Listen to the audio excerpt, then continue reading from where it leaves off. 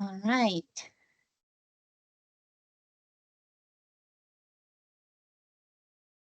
Very good morning, everyone. We are slowly getting started. We still have people joining us. We have over 100 registered participants this morning, so people might still need to take a few minutes to join us. To start with a housekeeping technical note, in this webinar, the chat will be the main forum for exchanges. So if you have any questions or comments to the speakers on the topic of today, we kindly invite you to exchange in the chat. Our speakers of today will be obviously engaging via video and audio, but otherwise the main part of the interaction will take place in the chat today. So I kindly ask you to switch off your cameras unless you want to share any extra entertainment with us this morning. I call this event open. We will record this as well, and it will become publicly available after the event. So very good morning, everyone, and welcome to the webinar, Cutting Edge Water Governance for Water Resilience, an EU Green Week partner event. My name is Suvi Sojamo, and I'm a leader of the GOVAQUA project, one of the 3 Horizon Europe projects that are currently researching innovative water governance practices. And I'm joined by my colleagues Maria Vrachioli and Natasha Amorsi, who are leading the sister projects RETOUCH NEXUS and InnWater. And together we form the Water Governance 2027 Synergy Group, and we are happy to host this event with you today. Just a bit more background information about who we are. So as the 3 Horizon Europe projects, we have started our work last year. All the 3 consortia consist of research institutes, academia, private and public sector organizations, NGOs, across a variety of European countries. We have started our work last year with mapping and identifying innovative water governance practices and kickstarting co-creation processes in 19 locations across Europe in 13 different countries. As you can see from the slide, we have a complementary approach to each other. So RETOUCH NEXUS is focusing on cross-sectoral approaches on the nexus. Us in GOVAQUA, we are looking at sustainability transition in water governance, and InnWater has a special focus on social innovation.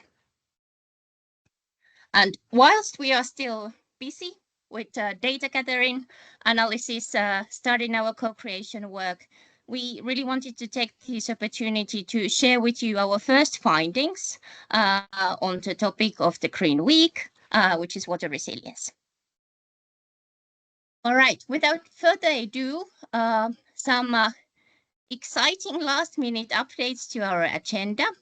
So I will take a few more minutes with you and launch our joint policy brief, Water Resilience is Built with Better Water Governance, that will set the scene and frame our discussions today.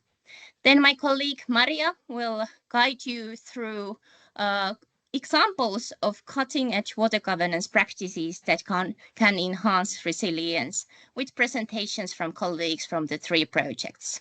And then Natasha will chair a session on local perspectives. So we take water resilience to local context, discuss it with our colleagues that what does it really mean? What role does water governance play in different locations across Europe? So we will hear from West Country in the UK, García region in Spain, and southwestern Slovakia. All of the 3 projects, as said, are engaging in co-creation processes, and these are examples of our living labs and pilot sites across Europe. And finally, Maria will close the session with concluding remarks and a way forward. Without further ado, let me still get back to the main topic of today. So we are discussing water resilience and water governance. As we are all very aware, Europe is increasingly experiencing severe droughts and floods, made stronger by climate change. And despite decades of efforts to curb pollution, our water ecosystems, their status is still deteriorating. So water resilience is a concept that really helps us to capture how to deal with these challenges, with this change. So it consists of the capacity of our social ecological systems to manage with change. And with social ecological systems, we especially refer now to the river basins, aquatic ecosystems, and the communities that are dependent on them. And with resilience, one can cope with change either by resisting, adapting, or transforming. And here, water governance is a critical enabling factor. So it consists of the regulatory and policy frameworks and their implementation, collaboration among different sectors and actors, information sharing, monitoring and evaluation across sectors and at multiple levels, from local to national to regional and international. So the current water governance practices, our instruments, approaches, different arrangements in place, they need now careful reconsideration, evaluation, whether they serve the purpose in improving resilience. And in our 3 projects, as said, we have started mapping water governance practices, identifying innovative opportunities for enhancing resilience.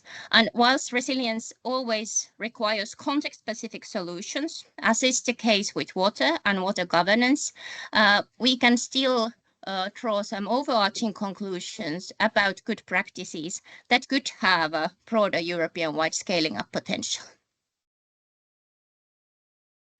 So I'm just highlighting some key messages from our work, from our brief here, and then the colleagues will take you further and give more detailed presentations.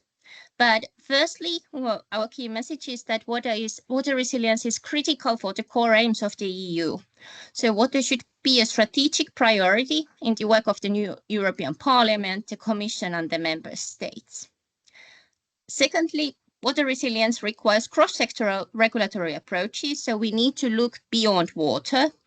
And more attention should be especially paid to water use and impacts in the agriculture, industry and energy production sectors, in water-intensive value chains, if we want to reach the water status objectives of the Water Framework Directive and advance systemic adaptation to climate change.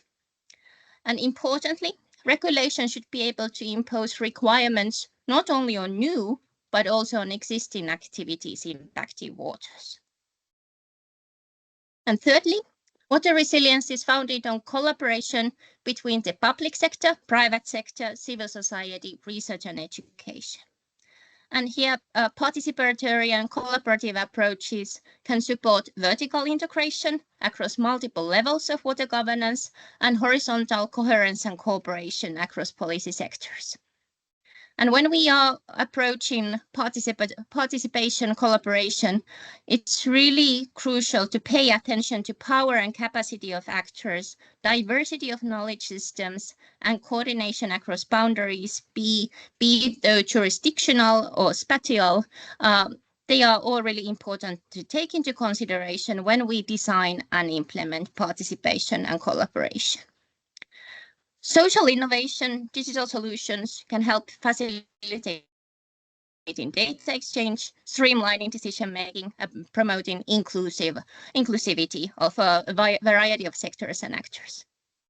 And fourthly, water resilience is best financed with the diversity of funding sources, consolidating water charges and tariffs that incentivize efficient water use, and leveraging private finance through public-private partnerships or blended finance solutions.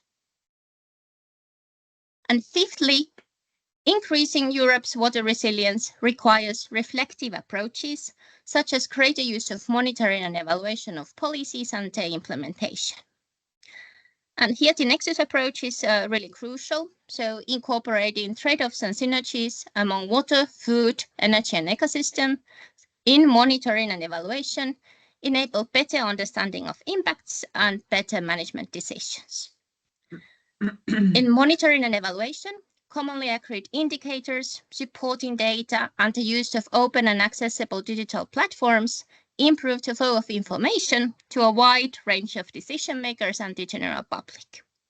And finally, very importantly, accessible platforms, access to data, help holding decision makers accountable, raising awareness, acceptance, and uptake of more sustainable water use and management practices.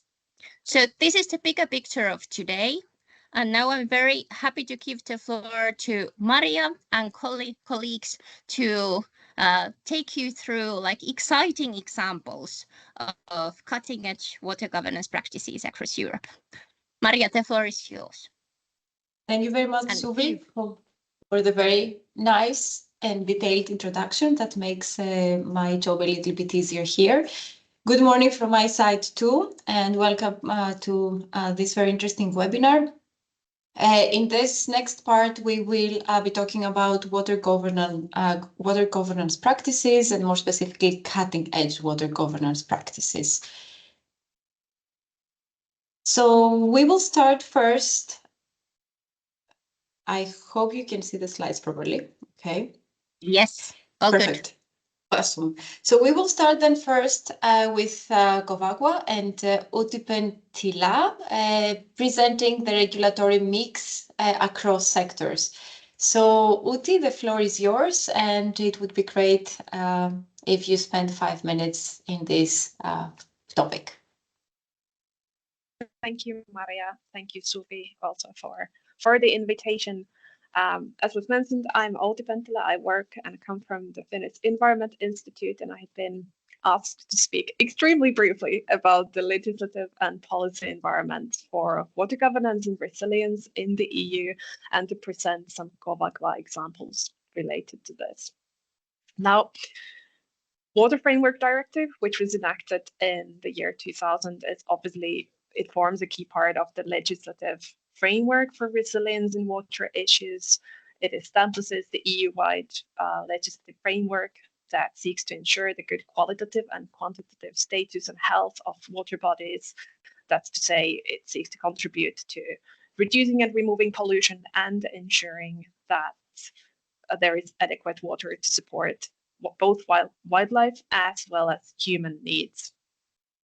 The legal duties under the Water Framework Directive, they revolve around the duty to put together a river basin management plans and programs of measures that seek to prevent the deterioration of water bodies and to achieve good water status. The good water status, as probably everybody is somewhat familiar with, that requires and means both good chemical and good ecological status. The Water Framework Directive has been in force for some 24 years now, and throughout that time, a number of challenges related to it have been identified. Those relate in particular to implementation and governance, including the lack of funding, delays in the planning processes, and insufficient integration of environmental objectives in sectoral policies. Now, from the perspective of resilience, it's rather obvious that having a good status in a water body, that would enhance the resilience of that water body in relation to climate change, in relation to weather extremes. At the same time, climate change, it really puts a pressure on and makes it more difficult to achieve the good status for a water body. In particular, enhancing resilience within the Water Framework Directive context requires adapting the existing uses of water to long-term and incremental hydrological changes, and that requires some regulatory flexibility. However, some recent research has really questioned whether the Water Framework Directive has been able to respond to such challenges. In addition to Water Framework Directive, there are also other directives. The Floods Directive comes to my mind as a key legislative and policy piece that relates to the topic. It regulates flood risk management and requires member states to assess and map these risks, as well as to take measures to reduce them.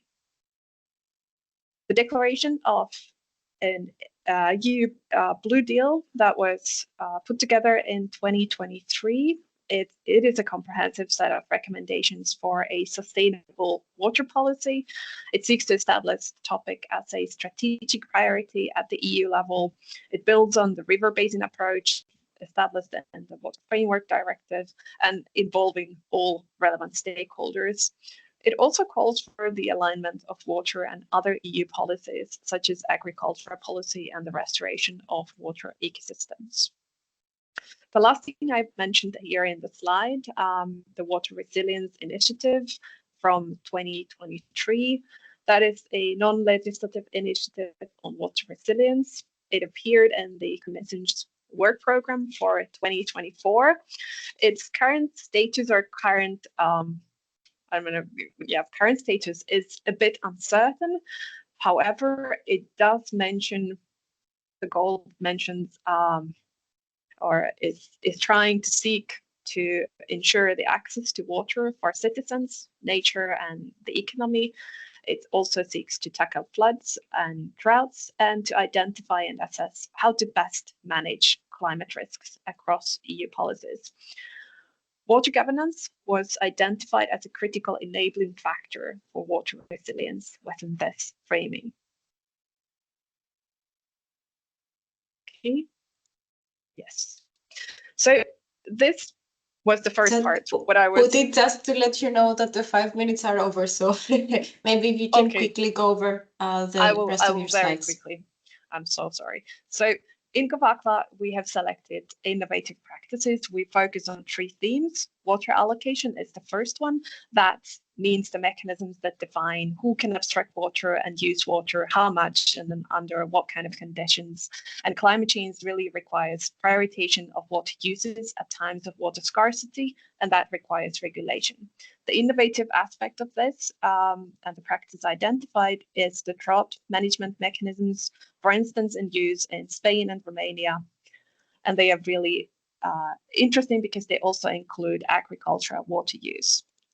The second theme is e-flows, which requires and refers to the amount of water that is required for the aquatic ecosystem to provide ecosystem services. The hydropower and the operation of hydropower dams is central, and the innovative element we have studied and we will study in the GOVAQUA is the re-evaluation of hydropower permits to bring them in line with environmental conditions. A process initiated in particular in Sweden.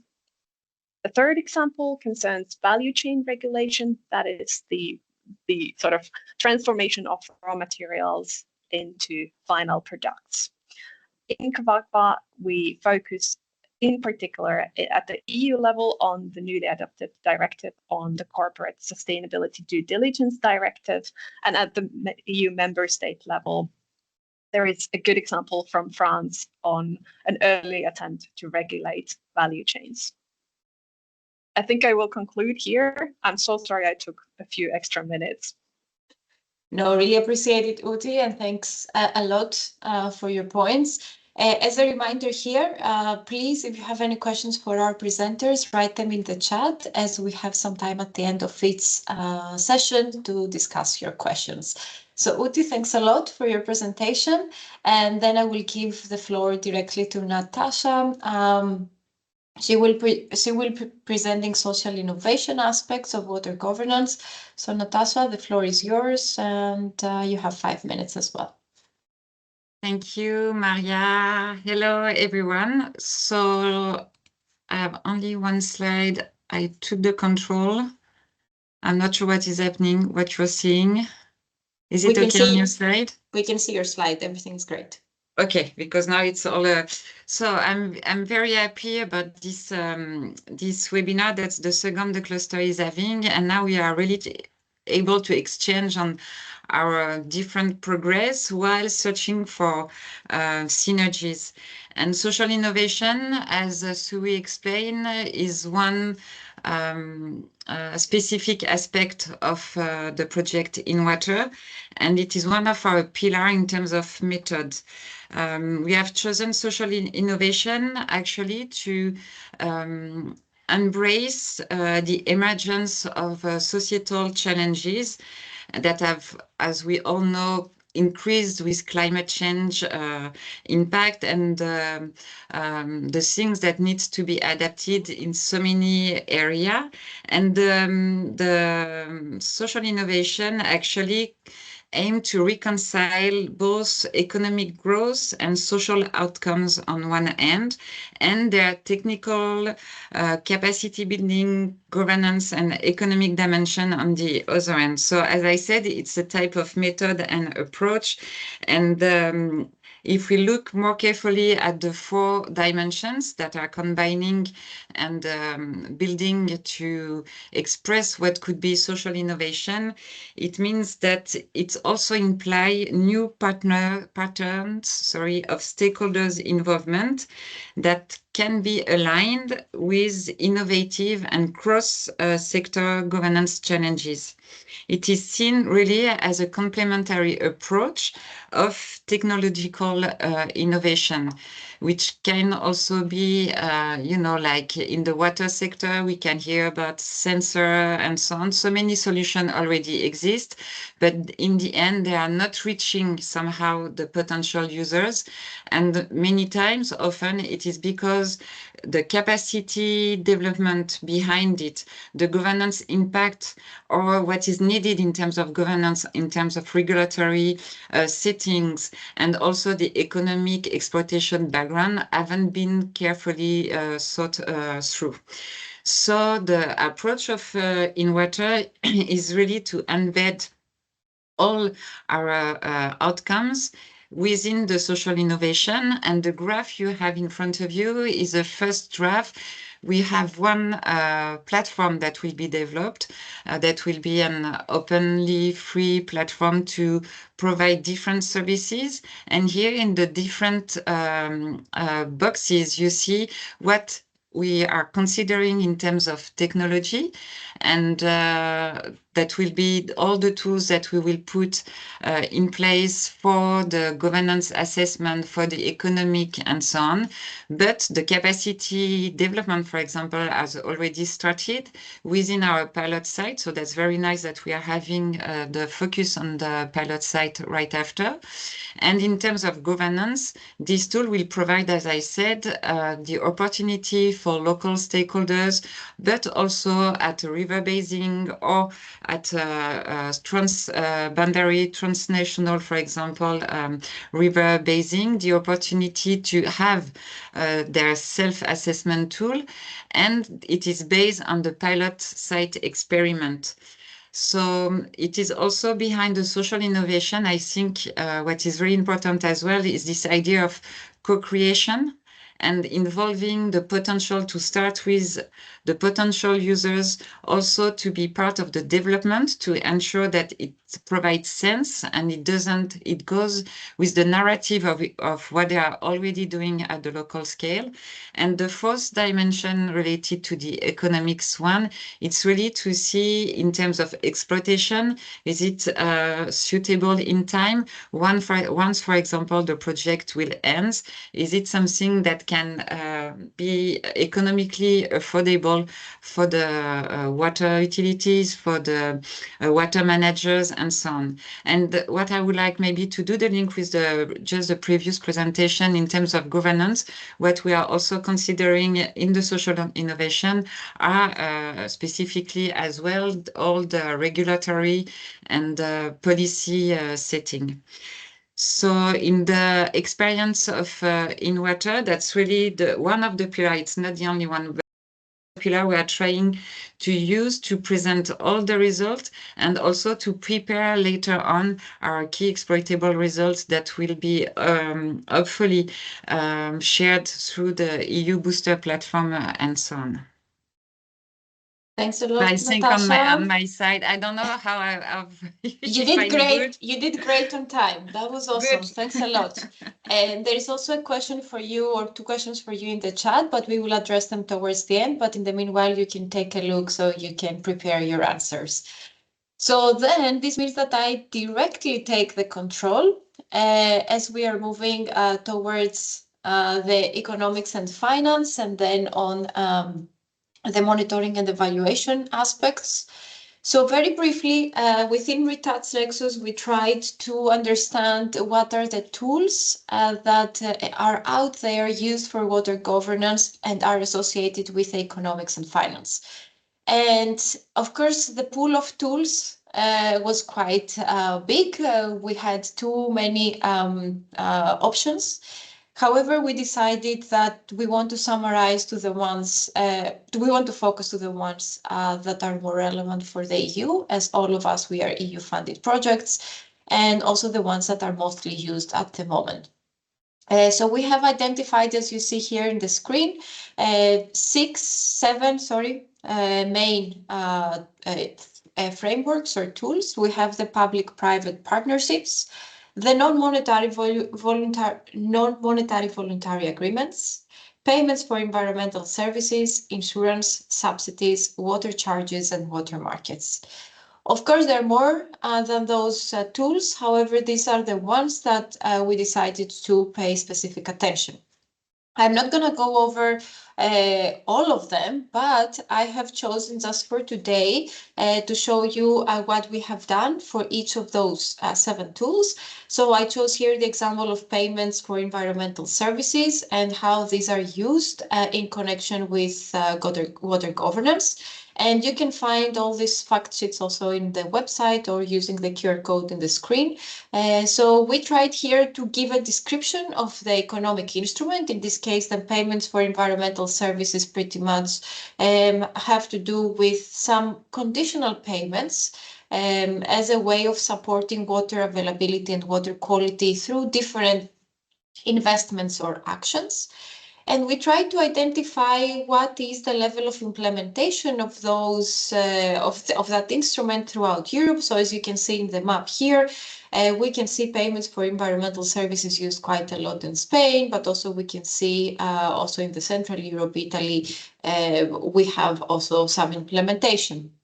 However, what was of great interest for us was also to identify barriers that have to do with the implementation. So for payments for environmental services, one of the biggest barriers is how we can finance these payments to the different users who offer these ecosystem services. Is there any way of giving a motivation or political support for payments for environmental services to be adopted? And also we thought that it was going to be interesting, not only for us as a project, but also for whoever is interested on economic tools for water governance, what could be possible ways, pathways for implementation, which is in the lower right part of the screen. And it has been identified quite strongly there that legal frameworks, legal mechanisms, as well as financial mechanisms are quite important to support this specific instrument, payments for environmental services.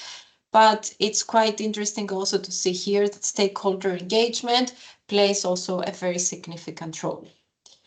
And that was very briefly from my side what I wanted to present. For more information, you can scan the QR code and you can find more details. And with no further ado, maybe it would be nice if Juan Pablo can take the floor. So Juan Pablo will be presenting a monitoring and evaluation framework that has been designed within the RETOUCH NEXUS project. Juan Pablo, the floor is yours. Thank you. Thank you very much, Maria and colleagues. And thank you all as well for the great interest in the webinar. So I'll take control of the slides now, and I will move forward to the monitoring and evaluation and the work we have been doing within RETOUCH NEXUS, looking forward to how to improve monitoring and evaluation systems to improve resilience. So this is a very summarized figure about how a monitoring framework could look like, and the one that we are proposing in RETOUCH NEXUS. And we are considering here a variety of important factors. First, we recognize that there are already some frameworks out there that have been dealing with the topic of water governance, and there are actually already some indicators out there I'm speaking about the OECD Water Governance Monitoring Framework and some others, more specifically. And what we are trying to do is to take these frameworks as a starting point and build on them to include what we consider are additional key aspects of the evaluation and monitoring cycle. So the OECD Water Governance Framework is very robust and very useful to assess what we refer to as the enabling environment. So that we take as a starting point. And then the proposal is to start building on additional layers of indicators that can be used to assess specific aspects of water governance. So one example of such indicators are those proposed by the Water Framework Directive. So they refer to, as was presented before, mainly to the status of water. Then we consider as well indicators that are more related to policy coherence, institutional settings, innovative governance, and stakeholder engagement. So they finish the first level of what we refer to as process and input indicators, that they try to assess the main conditions that are happening in surrounding water governance decisions. And then we have some other indicators. For example, we speak about hydrological metrics. We have a set of indexes there. We also include the specific water governance dimensions. They're most related to water scarcity, land use, soil quality, cost recovery, and economic productivity. And finally, in the upper, well, it's below in the figure, but in the next level, we start adding the WEF nexus interactions. And as we were mentioning earlier in the webinar, we recognize the importance of moving away from understanding water on a standalone basis, but also considering the interactions with other sectors. For us, the most important and those of the WEF nexus, so water, energy, food, and ecosystems. So in order to do this, we recognize it's important to assess the resource flows among these sectors. And we also propose one indicator that it's the water withdrawals availability ratio, corrected by environmental flow requirements, but we adapt this to the context of the project, considering not the traditional water withdrawals ratio, but one that we are proposing taking into account the WEF pillars. Finally, in the next level, we consider as well the importance of composite indicators, such as the WEF Nexus Index, such as National Water Security Index, some other composite indicators that we have recognized that are very useful to achieve the exercise of monitoring and evaluation. Now, this is the main framework, but I'm going to move forward now to what are the main lessons or what we think would be very important to consider within this framework to improve resilience. So very, very quickly and very briefly, the first thing is we recognized the importance of understanding cross-sectoral interactions. Then we believe there is a great opportunity to systematize knowledge, and here more concretely, the important aspect is to improve the frequent flow of information to the public. So information is not always available at the spatial scale, it's not always available, but it's also not always available at frequent time lapses. So this is what we think could be very, very important to improve resilience and to make this information available for the general public.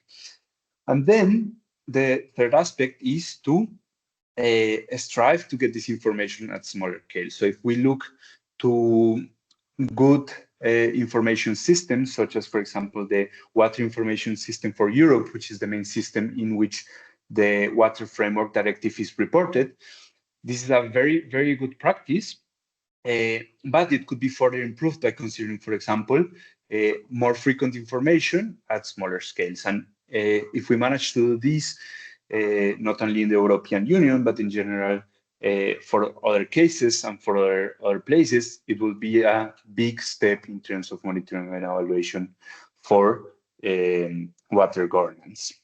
So this is what we think is coming next. So I'll stop here and I'll move forward for my next colleague. So my next colleague will speak about water governance. No, Juan Pablo. So, I'm taking the lead from here. So for the Q&A, so we don't go yet to the next presentation. Okay, so it's the Q&A now. Yes. All right. Thank you very much for your presentation and for your insights. So I would like now to ask all the presenters of the session to turn on their cameras so we can go over the questions that have been posted in the chat. So I would like also to thank again the three plus me, 4 presenters, and also the questions from the audience we have in the chat. So first one has to do, as I see the order here, regarding the social innovation. So Natasha, this is a question for you. There is the point that governance assessment is under technology. Is there any particular reason for putting under technology and not governance? And what is the framework called? And also the connection with the methodology that is behind the figure you presented, and if it's connected with the OECD principles on water governance. Thank you, Maria, and thank you, Binyak, for your question. Well, actually, what you see on the graph on the technology, it refers to the platform and the specific assessment that will be provided on the platform using all, the techno and so on to be developed. But your point is very fair, as the assessment itself is based on the OECD principles. We have added 4 criteria to that. During the first year of the project, we have part of a group of activities totally dedicated to that. So they went through the questionnaires proposed by the OECD, and working with the pilot side, they adapted, for example, to add the resilience, which quite is aligned with the topic of today, the empowerment, and 2 others that I don't remember by heart. So we have now a long series, an additional series of principles, and the technology part of InnWater result will provide a self-assessment tool online, but the process of the governance assessment is under the governance itself dimension of social innovation. Thank you, Natasha. Really appreciate it. I hope your answer covered the questions posed by Binayak. Then there was a comment, or there was a question from Keith Andras. He would like to hear a little bit more about the water allocation mechanisms in GOVAQUA and the economic policy instruments applied to ensure improved efficiency of allocation, or if a good practice has been identified to be taken further. So, Outi, would you feel confident replying to this question?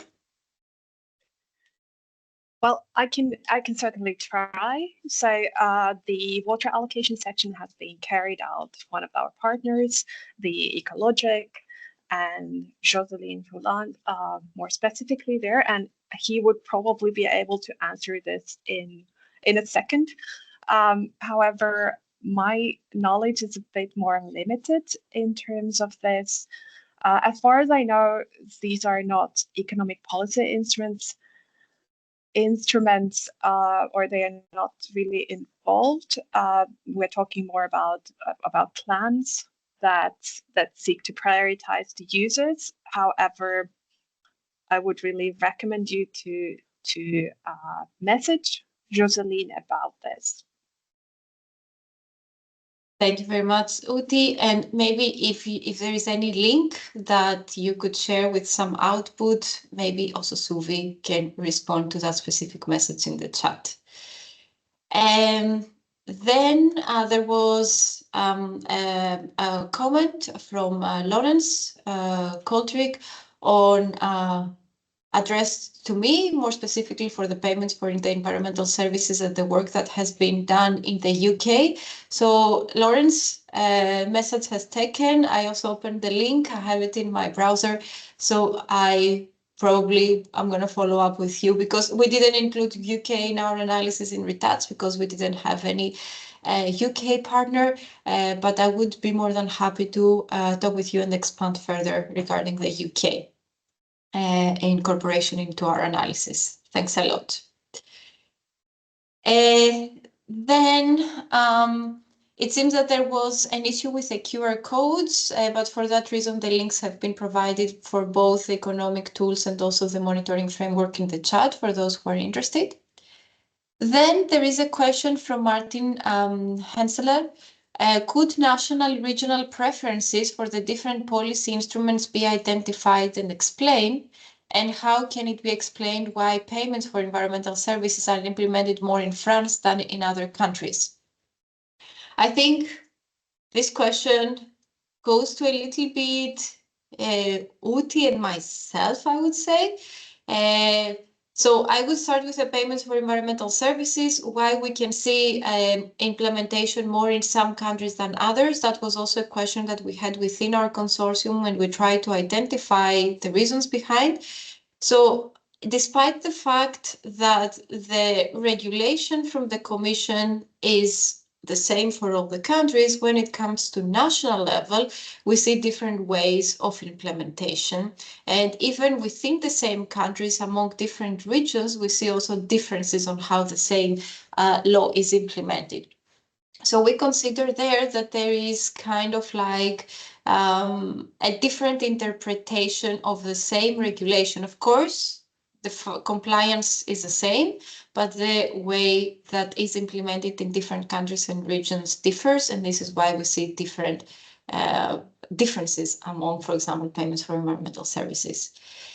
That was the take of RETOUCH. I don't know, Outi, if you would like to comment on this, or Natasha, Juan Pablo, also feel free. No, I think you summed it up really nicely. That also in the context of Water Framework Directive, it's been studied a lot how the governance structure of the country we're talking about impairs and influences the choices that the member state makes when it transposes the directives into its domestic regulations, legal frameworks. Glad to see here that our projects identified the same kind of like barrier. Natasha, you're muted to your microphone. Would you like to comment on this? Yeah, it's just I'm gonna send back the hot potatoes to you. Thanks a lot. No, it means that in our project we haven't considered, those mechanisms. So it's a bit far from. We are in terms of. And the economic, we are going through the modeling and we are using the WEFE, and then we need to understand the context, the local context, but we haven't tackled directly from this perspective. So I think we would be more happy to learn and maybe at some point to see how it could be as well enlightening our own work. Thank you, Natasha. I hope you can see me well, because for some reason, I think my camera is frozen. Can you hear me? We can hear you, but you are definitely frozen, yes. but with a nice smile on your face. Don't worry. All right, that's good. That's good. All right, so but you can hear me, so that's very good. So thanks a lot, Natasha and Outi, contributing to that. Also, there is a question from Aurore Fries, if I pronounce that right. Can you make a comment between this project and ECRC3 of the CSRD, maybe? So this is, I don't know who can reply to this question because I'm not aware of this acronym. So sorry for that. Outi, Natasha, Juan Pablo, do you feel confident replying to this question? On my side, I'm in the same position than you. It doesn't recall anything in terms of acronyms. Sorry about that. I'm trying to. Maria, I can help. Yes. Please go ahead. Here. Yes. So that's a really good question. Thank you, Aurora. So related to TIA Corporate Sustainability Reporting Directive, if I got you correctly, and its specific part that regards to waters. And this is absolutely an interesting topic. And I just wrote in the chat that Outi is leading our work on analyzing how water-intensive value chains are being regulated. So the CSRD is definitely also related to that. We can have also a closer look in the coming weeks and months. But what I can also say with regards to other work we are conducting in GOVAQUA. So we are zooming into corporate water stewardship as an innovative water governance practice. And we are specifically looking at water stewardship standards and collective action approaches. And I was just in Edinburgh last week with the global water stewardship community, and there was a lot of talk about how the voluntary approaches and standards align or can support companies in complying with the Part 3. And there is already a lot of out there. The voluntary measures can definitely help, but there are also some areas that need further alignment. But I'd be happy to discuss this in more detail. So you can also get in touch with myself and Outi. Thanks a lot for a very good question.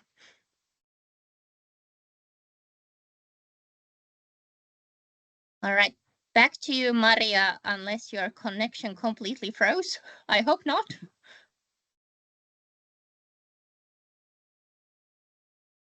Okay, we might be experiencing a connection issue, but we are actually, I think we are quite well on time, and we could also move to our next session, unless there are any additional pressing questions from the chat, and I trust our panelists can also address them in the chat form, and you can always reach out to us after the event as well. But Natasha, shall we move to Part 3?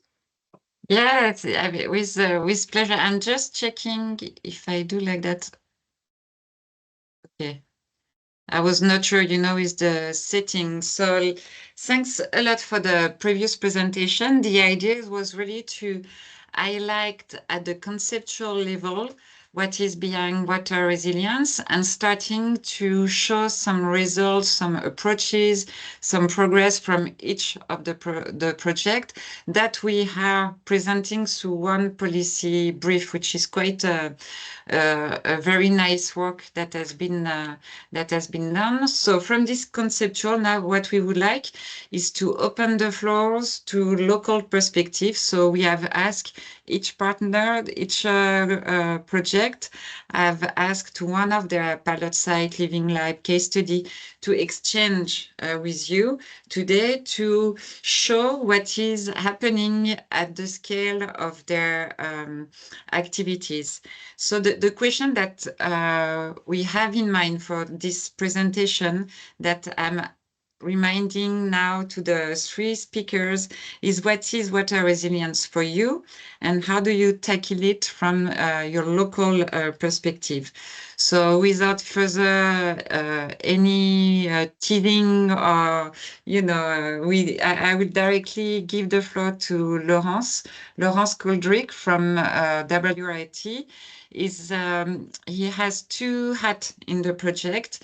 He's leading our group of activities, managing the 5 pilot sites, and is also leading the West Country in the United Kingdom pilot site.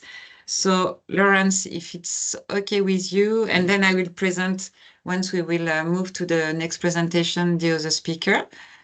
So here's your slide, and the floor is yours, Laurence. Yeah, no, that's great. Let me just take control and I will move us on one.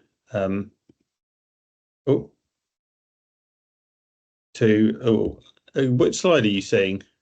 All good. We are still on slide 16. Laurence, you can navigate directly to yours. I can navigate directly to.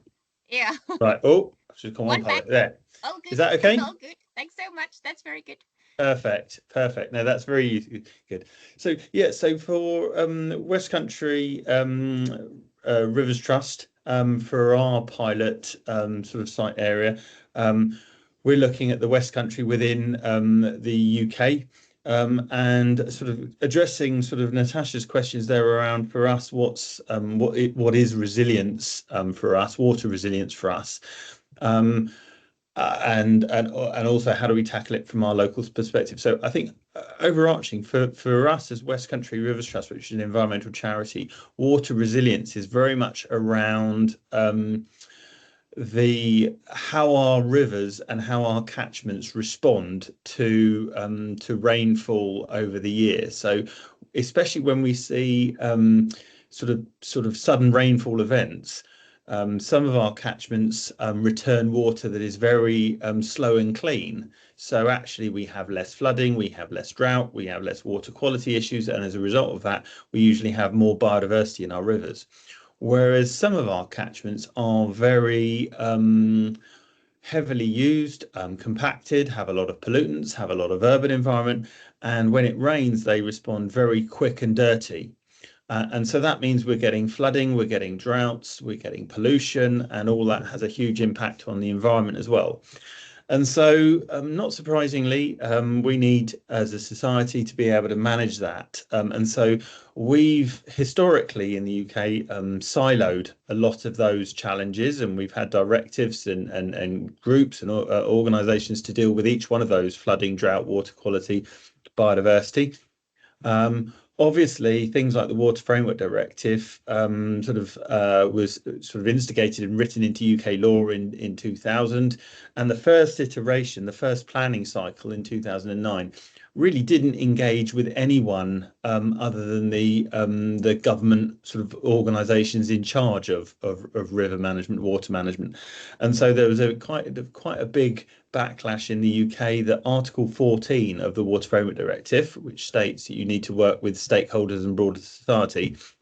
Some of the groups, especially some of the NGOs, took the government to court, and then in 2010 they set up catchment partnerships as a response to that, as a way of feeding in and starting to knit together those different interests, those different drivers. So on the map there, you can see the 9 catchment partnerships that cover the West Country, the southwest of the UK. And those were set up as a direct response to feed into the river basin planning, and collectively they feed into the river basin district. But what you also have is a whole load of other interest groups that spin out of other areas of governance. So you have 5 local nature partnerships that cover that area. We have 6 counties, local authorities that are actively managing elements of the water sector there. There are 2 flood committees that are government governed groups that manage things like hard engineered infrastructure, but are starting to look at nature-based solutions. We've got 2 water companies that also deliver not only the drinking water, but the sewage. And then at a larger basis for the whole area, we've got the 1 water resource group. And as I said, it's also 1 river basin district under the Water Framework Directive. So you can see, like, whilst we might all want sort of integrated catchment management and to understand this resilience that we need to get at, water resilience we need to get at, we have quite a siloed, quite a complex, layered and different scaled suite of groups and partnerships, some of them government sanctioned, some of them with a lot of power, some of them with less so. So our challenges really are exactly as I said. We've got real issues with our water quality and, for that matter, our water quantity. It's highly variable, and that water impacts on not only the treatment costs for things like when we provision water for potable water, but also for business abstraction, but also the water availability, both in terms of drought and flooding. And whilst the catchment partnerships were put in to sort of try and convene and understand that complexity and unite it, they're not collated at a regional scale, and they're not given any real power or responsibility to deliver that remit. So it's quite challenging to do that. So one of the things we're trying and trialing in the West Country is the use of things like citizen science and citizen engagement to build a level of consistency across all catchment partnerships, but also to be able to analyze that data at different scales, so we can feed it not only to the catchment partnerships or the nature partnerships or the flood committee, but also right the way down to the individual local communities that are interested in just their river or their water body.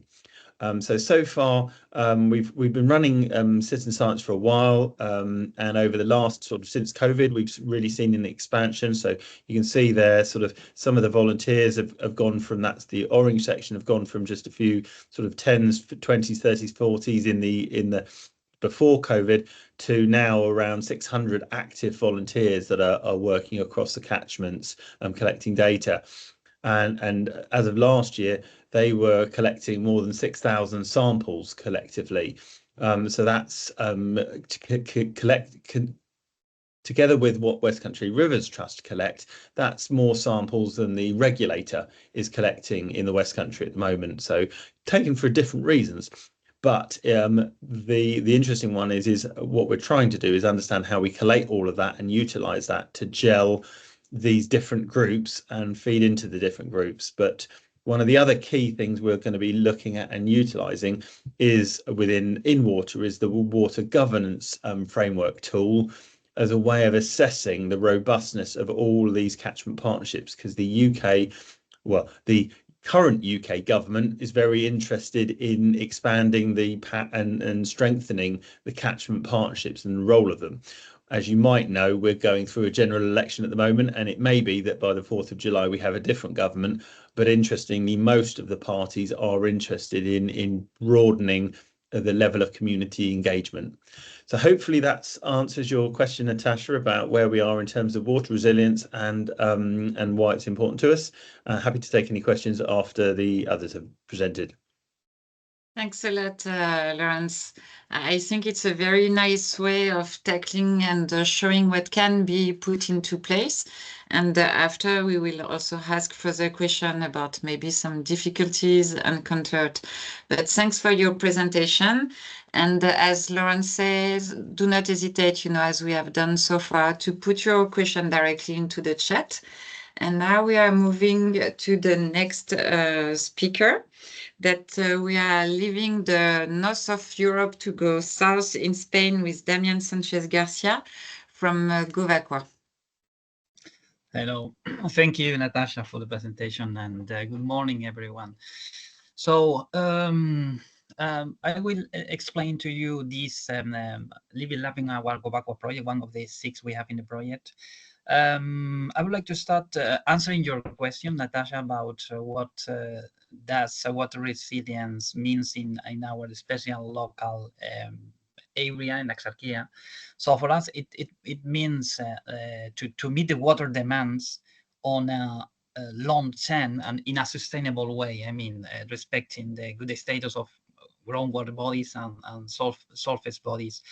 And in particular, because as in many other regions in the Mediterranean coastline, precipitation is not regular. So one thing is the average, the mean precipitation, and the reality shows you that we have 2-3 consecutive years with precipitation below the average. So in that situation, we have problems to meet these water demands and to respect water sustainability. And the last time we suffered from this situation was very recently in the last year, 2023, and the beginning of 2024, where really the water resources were really below the average, and we had drinking water shortcuts, and so quite big problems. So going into detail in our living lab in the García, you can see it is located in southern Spain in the Malaga province. Here the main challenges is the allocation of scarce water resources. We have here 2 main water uses or water demands. One of them is the production of drinking water. On the coast we have quite a significant population installed there, and the other is the irrigation of subtropical trees or crops.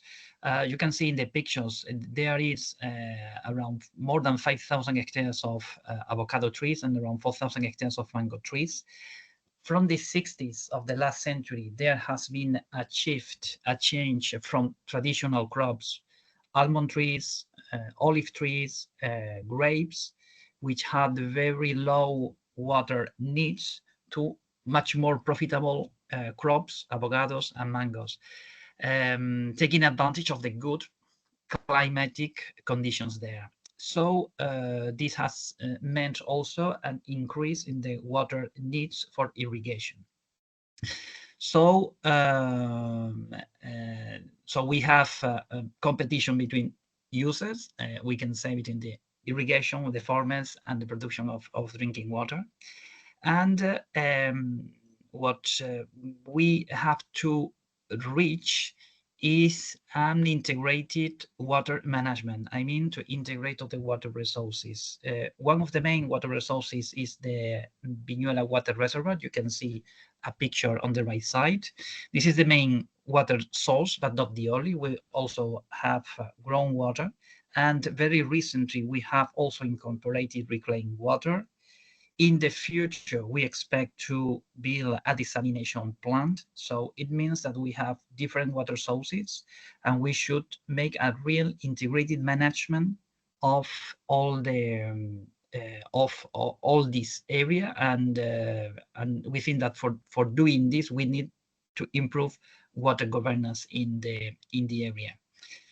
Regarding key stakeholders, one of the main one is the water agency. So the responsibility of managing all the water resources is on the regional government. So they decide the allocation of the different water resources between farmers, between other users, drinking water production. So they are a key actor in the area. Also, the main agro-producer organization, the name is TROPS, and they, let's say, manage all the commercialization of the avocados, of the mangoes, and they are very powerful actor there. And of course, we have to talk with them and to incorporate in our participatory tools. Also, the drinking water production companies, that they also use the water resources of the area, and of course the irrigation communities. And there are a lot of them. So in the area we have more than 60 irrigation communities. Some of them are very small, but you can imagine that of course we have to incorporate all these irrigation communities, and it can be a bit tricky.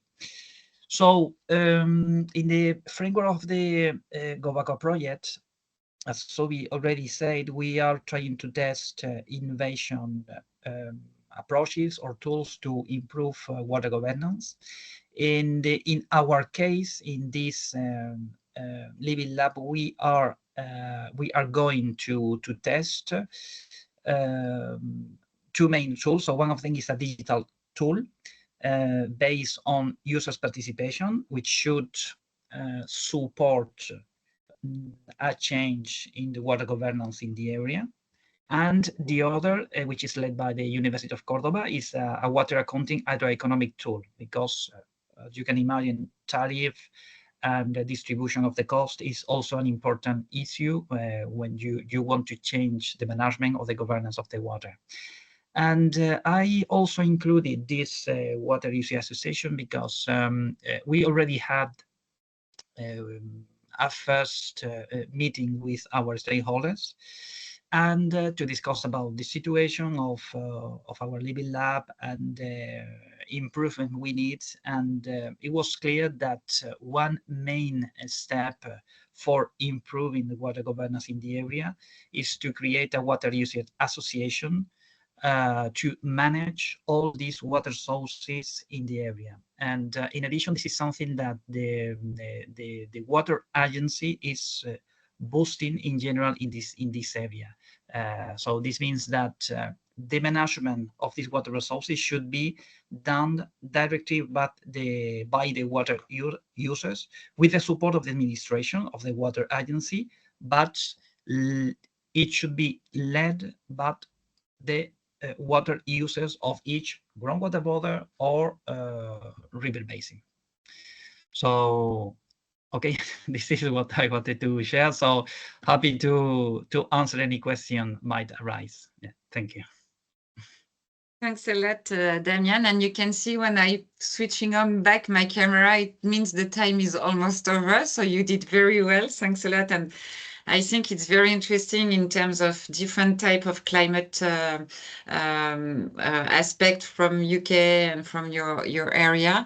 And with the different innovation as well you have listed, I'm pretty sure we have a lot to share among the project and to exchange. As for example, in InnWater, we also have an economic modeling, so probably many things to share. But it's not to me to discuss. We are carry on our tour of local perspective, and I leave the floor to Emma Lazurkova. And the same challenge, we have a bit extended the time for the presentation, but 7 minutes for you. Yeah, good morning, everyone, and welcome to the last presentation, probably. It's about the Slovak case study. The Slovak case study is part of the RETOUCH NEXUS project. There are 6 case studies in total, and the one located in Slovakia is one of them. More precisely, the case study is located in southwestern Slovakia. So let me briefly characterize the area of southwestern Slovakia. The capital of Slovakia, Bratislava, is located here. You can see it as the biggest yellow dot in the map. This part of Slovakia is mostly flat. There is a lowland around the Danube River, which is the biggest river in Slovakia. Also, a big river island, so-called Rai Island, is located here, and it serves as the biggest drinking water reservoir in Slovakia. Regarding land use, 2/3 of the area of southwestern Slovakia are used for agriculture, as the most fertile soils are here. Some of Danube's side streams, floodplains, wetlands, and alluvial forests are a protected landscape area.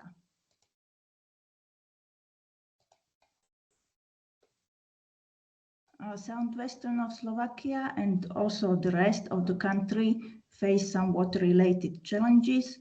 Obviously, these result from climate change and rising competition for water. Emma, just a quick note that if you wanted to take control of these slides, then they will also change for us. Okay, very good. Yeah, thank you very much. No problem.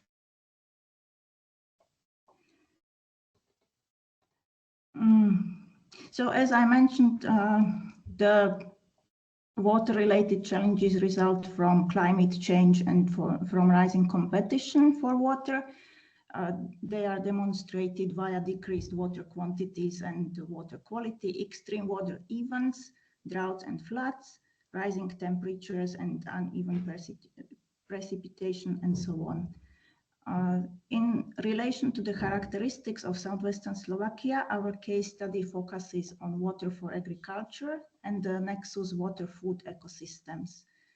We are studying the state and perspective for a Nexus approach in water governance and how it could help improving water governance and reflecting to the water challenges, in particular from the perspective of agriculture and food production. Some background on the Slovak agriculture. Industrial agriculture developed after the Second World War. With increased intensity of agricultural activity, a system of drainage and irrigation canals was built in the second half of the 20th century. This system is currently underutilized because of conflicting property rights. The infrastructure itself is owned by the state, but the land where it is built is owned by private people. In addition, land ownership is very fragmented. There are many owners per parcel, and their shares are very small. Financial resources are not sufficient to renovate the system and to solve the before mentioned issues. Except for the system of drainage and irrigation canals, we miss water retention facilities and natural features in agricultural landscape. We have identified several policies that could tackle the problem of water for agriculture. The first one is integrated land use planning, which should consider and plan land use from a complex perspective. The second one is the land consolidation program, which should solve the problem with a very fragmented land ownership that I mentioned before. The third one is the strategic plan of the common agricultural policy, which will support investments in irrigation systems on farms and also outside farms, building green and blue infrastructure, including water retention measures and eco schemes that should support ecological and environmental function of agricultural land. The fourth policy dealing with water for agriculture is the new water paradigm of the Slovak Ministry of Agriculture. It is under development, and I would like to explain a bit more about it. This new water paradigm combines or recognizes soil as both an agricultural resource and a water reservoir, so it combines agricultural and water policies. It should assist landowners and land users to implement measures enhancing water holding capacity of soil, reducing erosion, increasing organic matter in soil, and promoting vegetation cover. The policy includes three components: the climate fund for soil. This one should provide financial resources. Then the so-called carbon and water bank. This is a certification system that will allow or authorize participation in the system. And the last one is the soil information and monitoring system.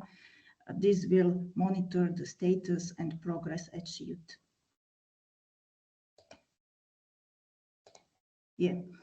Policies in the water agriculture ecosystem nexus are created by central ministries of the Slovak government. However, more stakeholders are responsible for their implementation and realization in practice. Emma, just to give you a head up, that 1 minute to finalize. Thank you. Yeah. I have one more slide, I guess, and then I will finish. So actors engaged in the nexus are co-owned state enterprises, municipalities, private companies, farmers, and non-governmental organizations. We had a workshop with them, and it was in April, and we wanted to find out what is the state of cooperation among these stakeholders regarding water, agriculture, and ecosystem nexus. Vertical cooperation, this is cooperation between different levels of governance, works in a top-down direction and is still quite sector-specific. Subordinate entities realize the decisions from the central government.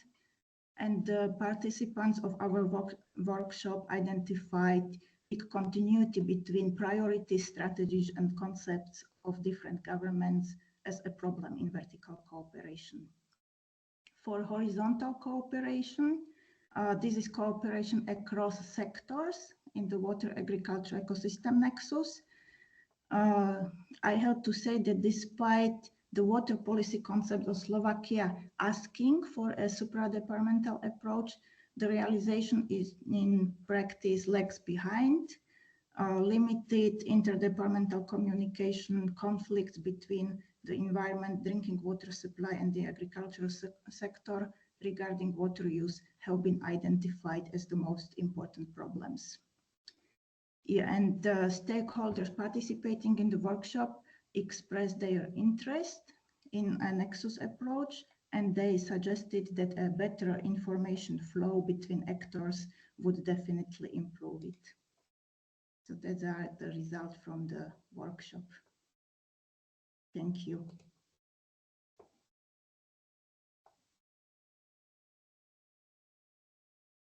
Natasha, are you still with us? I think we lost Natasha. Suvi, are you here? I am here. For Okay, some awesome. reason, the connections keep failing us today. Apologies for that. I also had the same problem. Because I guess now is the moment that we can work on the Q&A. Oh, Natasha is back, I think. She's moving. No, she's not moving. So we can go over the Q&A for the three case studies here of the three projects. So please feel free to write in the chat any questions you may have. And I would like also all the presenters of the session to turn on your cameras if possible, so we can go over any questions that we may have. I think maybe I have a question that is applying for all the three of the case studies here. For me, I understand that there is a great effort to work through a less siloed water governance mechanism. So I see that all of the case studies trying to incorporate stakeholders from different levels, or try to, for example, the catchment corporations, to try to minimize any silos or any issues in their collaboration. So my question for all the three of you is, what is your experience so far with working with multiple stakeholders from different sectors? Is there any, I guess the question is, do you see engagement? And from where do you think the problems stem for the miscommunications among different sectors? Natasha, welcome back. I'm just trying to help you with the Q&A session, but I'm giving it back to you. I don't mind coming in on that point, Maria. So I mean, for us in the UK, I mean, we've had catchment partnerships for the last 10, 12 years, which have centered around kind of broadening out engagement. And so kind of it's very interesting, sort of, it's quite an open sort of forum to build that. I think the trouble is that sort of in the past, we've had a very closed approach to sort of the river basin planning and sort of that assessment, that water governance. And actually, we're seeing it within the InnWater partnership. There's a continuum between kind of systems and planning that are still very much closed, with just a few sort of government sort of organizations, stakeholders, technical experts, and ones where you are far more open. And I think what's interesting with that is there's the old adage, or the old saying, if you want to go fast, go alone. If you want to go far, go together. And I think if it's a simple decision you're making, you can go fast and you can do it alone. If you want to put out a fire, you just know that you need some water and you put it out. You don't need to have a long discussion. The trouble is, water governance is really complicated and complex. And so therefore needs society to agree that these broad actions are important. So we do need them to be more open. I think so. We don't have any problem with having open discussions through catchment partnerships. What we lack is the power to enact any collective decisions. Thank you, Lawrence. Damián or Emma, would you like to also express your thoughts regarding this point? Yes, okay, I can tell our experience. We have starting from zero, let's say, regarding the relationship with the stakeholder. We didn't have this relationship. I say this because in other areas, in other living labs, they had already started this networking work with the stakeholders. So in our case, we have studied that, and I have to say that it was very positive. So I think that all the stakeholders are aware that they have a problem and that we have to find a solution. So we find a good awareness regarding the water problem in the area. And I think it is important to involve, of course, stakeholders in any water management, water governance change you want to apply, we have to do it with them. I think we should avoid this maybe too top to down structure where the administration tells the user and the stakeholder what they have to do. I think we should try to change from a bottom up structure where we listen to the user and to the stakeholder from the beginning using a very participatory structure. And also I think it's an important point is the transparency. So to show the stakeholders and the users all the data you are using, the data you are using to take some decisions. And so yes, I think it's important. And as I told you, our first conversation, our first meeting with the stakeholder have been very positive, and now the challenge is to keep our stakeholders and their interest through all the project lifetime. So this is something that is our responsibility. Yeah. Thank you, Damián, and good luck for keeping your stakeholders engaged. That's a tough task. Emma, would you like also to contribute? Yeah, maybe I can add our experience from Slovakia. As I mentioned, we already had a workshop with stakeholders, and they are quite positive. They would like to participate in all possible activities, but their main motivation is if the representatives of different ministries are also present. Because, for example, farmers, they complain that their feedback is considered only to a limited extent. So if representatives of the top government are there, they are keen to cooperate, yes. That's a very valid point indeed, yes. And we hope to continue with a series of workshops or other activities. At least this was agreed in the first workshop. This I think applies to all of us, that all the stakeholders would like their points of view to be heard, and not just like to get them in a room, record their opinions, and then just keep the opinions in a piece of paper, or I don't know, in the minutes of the meeting. It's just like, how can officials in higher levels can hear about their points of view. I think that's very important. All right, so yes. Oh, sorry, someone has their microphone on. Thank you so much for the presenters for this third session. And I would like to ask if there is any last comment or question in the chat before we go on the closing remarks of this webinar. Very quickly, I see here that there's a point from Binayak that Adelphi is developing a trend sheet for SDC focused on digital tools. And they would like to know more about some of the digital tools presented today, so they will get in touch with the partners who presented those details. All right, so I guess we can summarize. Oh, there's a question to all the speakers from Christina Marlene. In light of water-related challenges increasing due to the impact of climate change, do you feel your governance structures will allow to take uncomfortable decisions? And this applies pretty much to everyone who presented today. So who would like to share first your point of view on this? Again, I don't mind coming in on that point. Please. So, I mean, this is something we've just had our General Assembly meeting for InnWater, and actually this was kind of a quite a topical part of it, is that understanding of we are showing that there are really challenging decisions that need to be made, especially when you consider the WIFI nexus in terms of what food we have, what water we have, what energy we have, how the environment responds.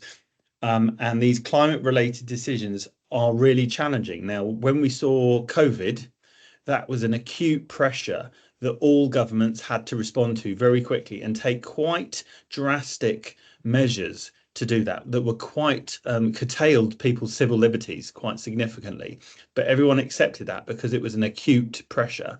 Whereas climate change and the things we see on a catchment water governance are chronic long-term issues that need long-term solutions, whereas our governance structures are typically 4 years, 5-year terms of office and don't lend themselves to that. So unless these solutions are genuinely sort of across all parties and are supported by the whole of society, it is very challenging. And unless you move to a benign dictatorship, which I don't think any of our countries are in that position, it will be very challenging to do that. So I think it's a highly relevant question, Christina.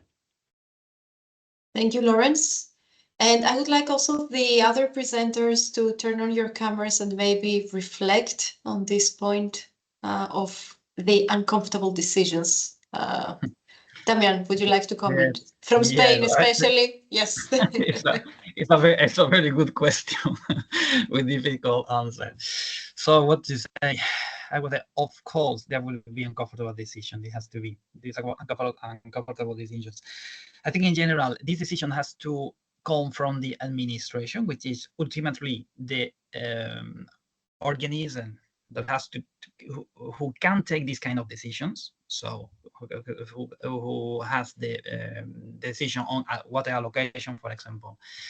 So I would say that here in Spain, at least, the general tendency is to increase water resources just to avoid some uncomfortable decisions. So to say you cannot use this amount of water. So this is the main decision they are taking. But at the same time, even if we incorporate non-conventional water sources, and I mean desalination water, for example, or reclaimed water, you will have to face difficult decisions. And I will give you just two examples. One, desalination water is available, okay, but it's expensive, so someone has to pay for that. Who is going to pay for that? First, one example. The other example, the idea of using reclaimed water for irrigation sounds really nice. It's really nice, but the problem is the quality of this reclaimed water, in particular in coastal areas. I think you are aware of that. So how are you going to change? So how are you going to convince farmers from using very good water, soft water, very cheap water, really cheap water, to more expensive and with less quality water?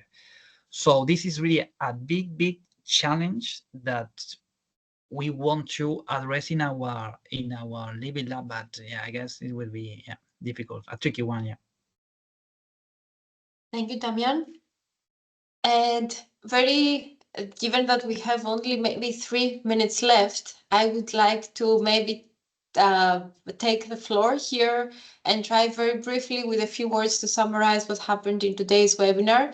First of all, I would like to thank all the presenters and all those who attended the webinar. I think we were able to exchange some very interesting ideas and what is happening also within these 3 projects, RETOUCH NEXUS, GOVAQUA, and InnWater. So Suvi already shared with you the links of the 3 projects. So if you want to learn more, please click the links and then navigate through the different websites.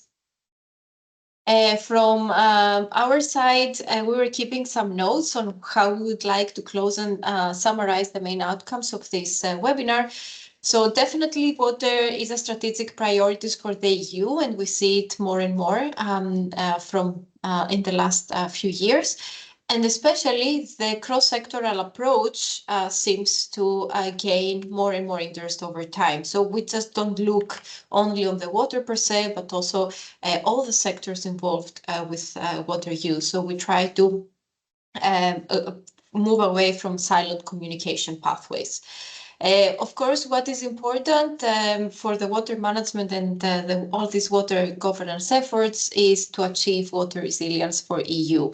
How we can do that? You saw different approaches presented by our partners, regulatory mix across sectors, social innovation, economic tools, and also monitoring and evaluation frameworks that can bring a common base for comparison.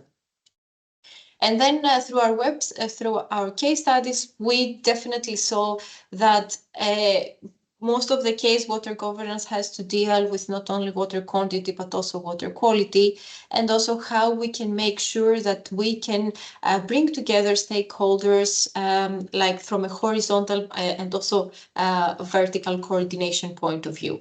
These are key elements that came out from very briefly. Of course, this does not include all the details of the webinar. But this is a way for us to summarize what was presented. And of course, we will share the presentations and the policy brief that is coming out of the water cluster after this webinar. So all of you can check the content of today's webinar and also read our common policy brief. Thanks a lot again.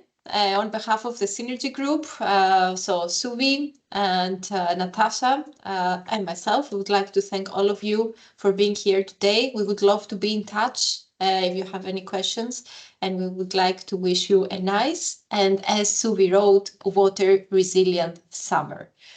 So thanks everyone, and I hope you have a great day.